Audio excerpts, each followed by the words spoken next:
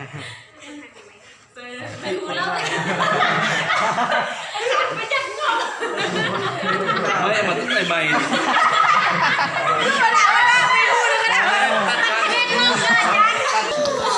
ย้อนเชื่อจัง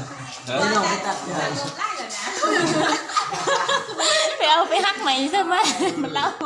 โอ้ยอาจารย์ที่เหลวจางเลยแล้วพูดได้ก็พอมือมีมักปลามีมักเอ็ดดิบก็มีใบขี้หูจงบทประโยชน์เลยเนี่ยมีน้ำก็มีข้าวมันยังขึ้นสภาพ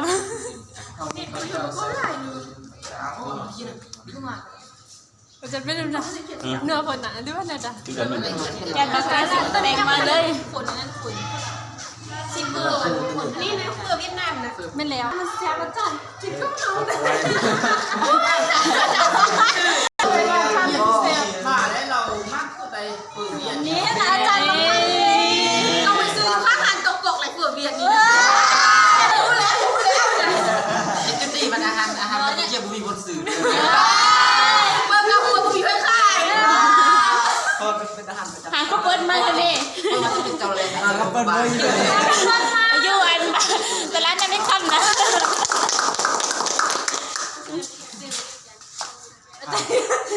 กินดีเนาะเดี๋ยวซื้อไก่พวกยักษ์เจ้าตลาดก็ไปนะไปได้ไก่ครบแล้วนะจ๊ะ12 14 16 18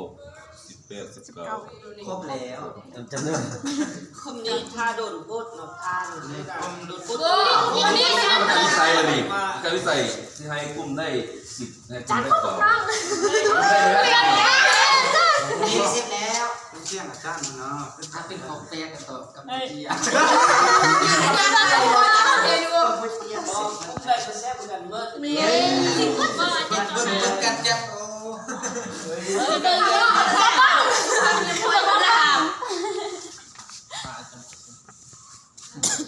ให้กัน4ให้คะแนนก็ได้มันไฟตะลุมบอลมันแม่จิมมี่อาจารย์ยังคนนี้แล้วคุณไปเต็มหลอดเลยมีทำเอ็กเซอร์มาจิ้มข้าวก่อนพิเศษสุดท้ายก็เสร็จแล้วแล้วนี่เป็นสิ่งที่ไก่ก่อนไม่ใช่ไก่อ๋อทำเอ็กซ์ต้องได้ชื่อมันใกล้ใกล้อยู่แล้วต้มน้ำสดเอาจะโซ่ ให้ลูกเลยเอาให้เสื้อเอาอันยังคงไม่ตัวไม่รู้ทำมันเอาอันที่มันเอามันกำลังลงแล้วกันเอาว้าวไม่ยากไม่ยากไม่พอเนี่ยเอาสมัครมันเอาผู้ใหญ่มาทำได้จบนี้เก่าทำเป็นเงินสิบนั่นเลยรายงานนั่นเลยค้างแม่เลยครับ จะมาประจำเงินค้างแจ้ไม่ใช่นะขนมกุ้งทองเลย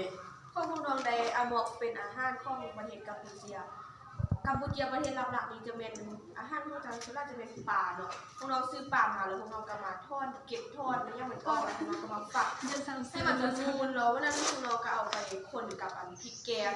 แล้วจากคนให้มันเข้ากันแล้วกันต้อไข่ไก่ใส่ซ่องหน่วยแล้ววันนั้นก็ใส่อันน้ำตาล3 ช้อนแล้วก็เกลือกันช้อนหนึ่งแล้วเราจ้างมาคนเข้ากันแล้วก็เอาผักอันบัวละพาใบยอได้1แล้วก็ใบขี้หูดมะเขือเทศได้1แล้วก็คนให้เข้ากันแล้วหลังจากนั้นการเอาไปใส่อันหม้อนึงอันเอาใส่ถ้วยเราไปนึ่งใส่หม้อนึงประมาณ15 หรือ25 นาทีแล้วก็ผัดใส่แล้วตกแต่งจานโดยมะเขือเทศ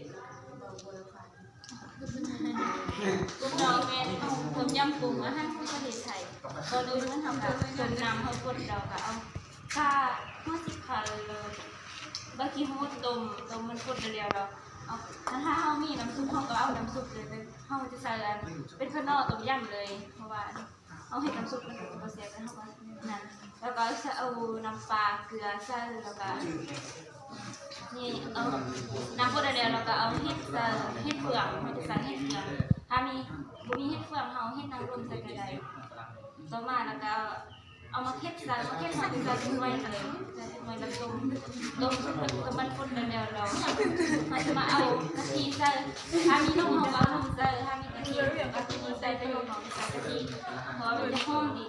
เราต่อมาเราก็ถ้ามันกดแล้วเขาจะมา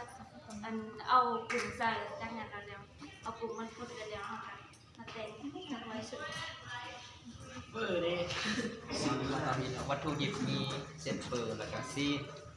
มีต้มขนาดตัวงอก ว่าวัตถุดิบก็จะมันจะบริหารน้ำตาล แล้วก็เมื่อกี้พูดเนาะแล้วเครื่องประกอบมันจะมีน้ำตาลมีเผ็ดพงมี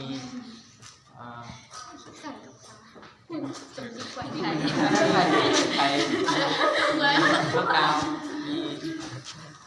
ผักกันกั้มแล้วก็ผักนำแล้วก็ผักสลัดคือผักกับขั้นตอนผสมนึ่งต้มน้ำเดือดแล้วก็ใส่เกลือเป็นนัวเป็นนมมันบวงไปนิดนึงแล้วก็เอาเกลือมันเพิ่มบวงแล้วมีใบกะเพราใส่แล้วหลังจากนั้นแล้วก็ลวกซีนเพื่อให้น้ำเข้มข้นและมีรสชาติกลิ่นหอมแบบกลิ่นซีนแล้วขั้นตอนที่สองก็เอาเส้นลงลวกเส้นมาใส่ถ้วยแล้วก็เอาน้ำซุปใส่เราลวกรวมใส่เราเด็ดเอาซีนโมยแล้วก็เด็ดผักกันกั้มโมยหน้าแล้วก็ปรุงแต่งด้วยเครื่องสำเร็จรูปมัน เอาไปก็เนี่ยใส่จะนิสัย คุมได้ก็มันมีลักษณะค่อนข้างเหลาเนาะเด่นได้ประเด็นหมดในการเฮ็ดอาหารนี่หนึ่งเรื่องคุณภาพแซ่บบ่อันที่สองความงามเครื่องปรุงเครื่องหอมต่างๆเนาะคือตัวอย่างก็คือเฮ้ยนี่เครื่องหอมเนี่ยนี่ บุมี คือว่าใส่โดนพดเด็กน้องใส่ก็ทำอิดเป็นอะไร ไม่รู้ว่าเขาใส่โยนใส่เลย เด็กใส่กวนเป็นอะไรม้วนๆจ้ะ มาก คือว่าแต่ว่าโอเคแล้วก็อาจารย์นี่ประเมินว่าให้ บ่เบารถมาใหญ่จะให้จะได้จะได้หน่อย จานละ10 ฟันทั้งเสียเราสมควรจะให้จะได้ ลักษณะของไอซิมมันแล้ว แต่ละกลุ่มนี่คันยังไงเฮานี่เฮาซิปมันเลยได้เอาเรื่องนั้นให้ครูจะพิสาให้ตัดสินเอาเด้อ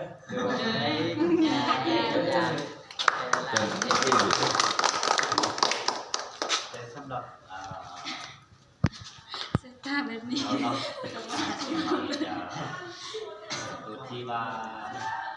เด่นๆของมือเนาะจำแนนเมนูเนาะเนาะ ว่าสิเฮ็ดนี่ตัวตัวที่ว่า เสียบ ที่ว่ายังต้องได้ปรุงปรับปรุงอาจารย์ตัวนี้ ได้คุณนั่น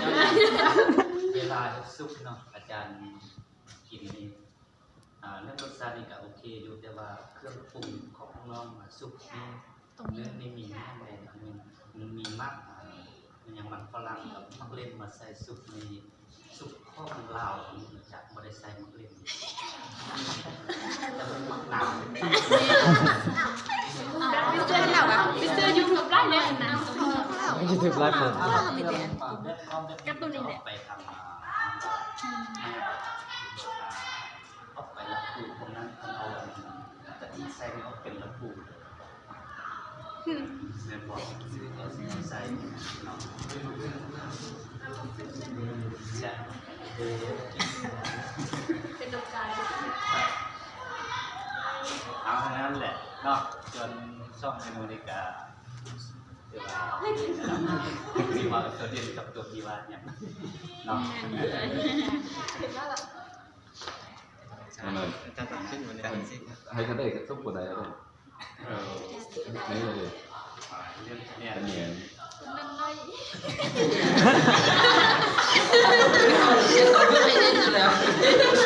เลยจุดนี้ก็คะแนนภาษา กันลืม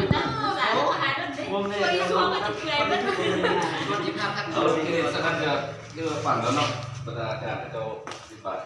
เอาเหียนพันมาแล้วมันบอก แม่ อันนี้เครื่องปรุงอาจารย์บอกหมดมันบอกมีให้เลยนี่อันทุกอย่างบอกหมดแล้วมีเลยตาเปิดคือมืออันนี้ใส่ยังเปิดตรงนั้นเลยแต่เรียนข้างหลังนี่สุดที่ง่ายมันบอกง่ายสุดสุดไก่กับตำหูสุดไก่นี่ยังสุดไก่กันบอกแล้วว่าเนี่ยก็อีกกระตองต้มไก่กันมันบอกไก่ตักขิงใส่ต้มไก่พอต้มไก่แล้วตักไก่สุกตักไก่ออกมามันบอกเอาไก่จี้ไว้แล้วมันเครื่องเราสิใส่ยังดีบัวมันบอกบัวผักเทียมมันบอกเผ็ดมันบอกเอาการเป็นจี้มันจี้มันหอมแล้วมาตำมันบอกมาตำแล้วยังจี้ไก่ไว้แล้วเอาเครื่องที่เขาตำมันเอาตำมาใส่เครื่องมาใส่เครื่องปรุงเอาใส่เครื่องปรุงนั่นก็แล้วนะเอาแล้วนั้นพวกนั้นใส่มันบอกมาใส่แล้วก็น้ำม้วนกับต้มมันมาโรยใส่นั่นแค่นั้นผักพวกผักบัวในหมวยนะง่ายๆมันบอกแล้วก็สุกใส่นี่นะต้องลองมาเอาขี้นะจีขี้นั่นนะเนาะตำขี้หรือว่าทับ ไม่สิมาหา ยังสิมาหาคือเด้ออาจารย์อาหาร ยังทางมาได้สิมันยังมันเป็นที่สิ เฮ้ย คิดเลยเนี่ย แล้วแต่จะเอามาอาหารสักเกียร์ เกี่ยว่าจะเกี่ย โดย คือยังดีแหละ แล้วก็ ว่าที่มันได้แต่ละ แล้วก็มันจะมีป้า ใจจริงมาให้ซื้อ ที่มันติดกราบกับใครใคร นี่เนี่ยมันเป็นที่เราเป็นแบบว่าจะทำอยู่นะ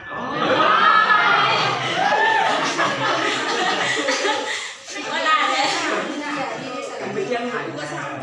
ทำสบายเลยคนตกใจได้พอไปก็มีอันนี้ได้สนับ ต้มยำไก่หลอก ตัวน้ำปูไทยโอ้อันนี้เป็น เวียดนาม เวียดนามอันนี้คือชีวิตปัญญาไปซื้อยูฮานหมดเลย รุ่นที่เจอ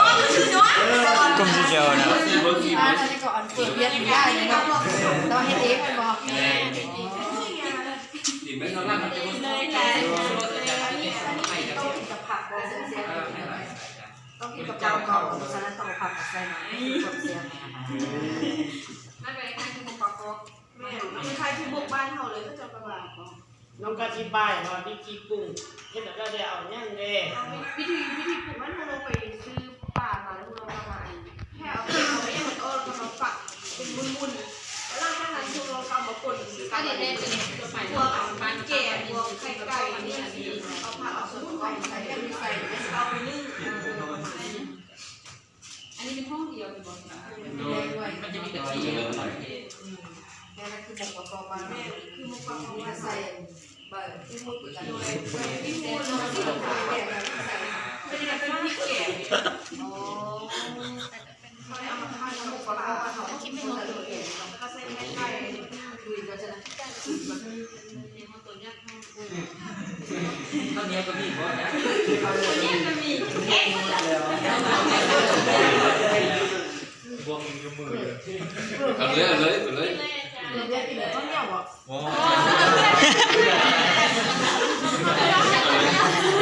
เราปวดเฮ็ดเรากินข้าวเหนียวมันมีซีนยังนี่ ว้า มันป่วยละป่วยบวมกันเลยแต่การกินป่วยมาได้เรากินเชื่อเสียเองเชื่อเป็นไก่ เยี่ยมไทยมีเจียมลาวเนาะเมียนมาเนาะเมียนมา ซุปไก่นี่ซีน เอากินเลยแม่ กินเลยได้จ้ะ เลยจ้ะ อ๋อมันเป็นซุปไก่ คือ จีน วันนี้ต้องด้วยเขาหน่อย เอาเลยจ้ะไป กินเลยจ้ะอันนี้ซุปกาแฟได้นี่นะ จะน้องเลย อาจารย์เขาอยากกินดูเพราะว่าอาจารย์เคยเห็นซุปไก่กูเคยสมัครฝรั่ง เนี่ย จานน้าบอกเลยบางที เด็กน้อยเด็กน้อย ลักษณะมันยักอบไก่ ก็ใครเลยเป็นสุดใจ ซุปไก่ก็จะซุปไก่ต่างๆ ยังเลย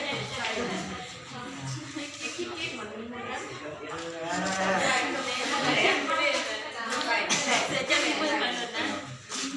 เอาสักให้เนี่ยละกันคือน้องๆกินน้ำกันหมดเลยแต่ว่าเขาตอนย่างเข้าแล้วก็จะไปย่างเข้า โลกินแล้วจ้ะ นี่ก็เตี้ยให้ทานเลยนะ แต่ก็รู้สึก หาเสน่ห์ นี่ ลอยกินแล้วจะได้ เอามาไหม แล้วก็มากินน้ำกัน กินน้ำเกี่ยวกันไหม เอาแม่ผมเอาไว้